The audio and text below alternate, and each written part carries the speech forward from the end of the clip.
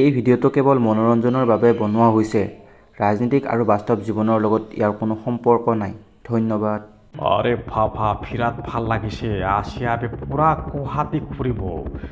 আজি বহুদিনৰ ওপৰত আজি হেলিকপ্টাৰ পাইছে। বিৰাট হেলিকপ্টাৰ দেই। ভাইটো নতুনকৈ লৈছে নেকি হেলিকপ্টাৰখন? বিৰাট ভাল লাগিছে। কিন্তু গুৱাহাটীত দেখোন গোটেই বানপানী।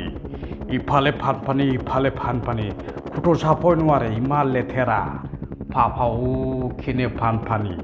আৰু হিমন্তই কৈ থাকে স্মাৰ্ট চিটি বনাব। এই ফুলফুলি What happened? ঠিক কি কৈছে একো বুজি নাপাই যা। আমি নামাতে আমি হিমন্ত মামাক ফোন কৰিব যা।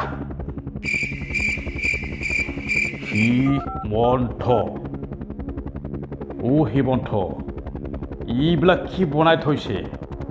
আপুনি দেখোন কৈছে যে গুৱাহাটী বোলে স্মাৰ্ট চিটি বনাব। ক'ত স্মাৰ্ট চিটি হৈছে? পুৰা লেতেৰা দেখোন। আৰু ভেকুলী মুঠিলে বানপানী, মেকুৰী মুঠিলে বানপানী।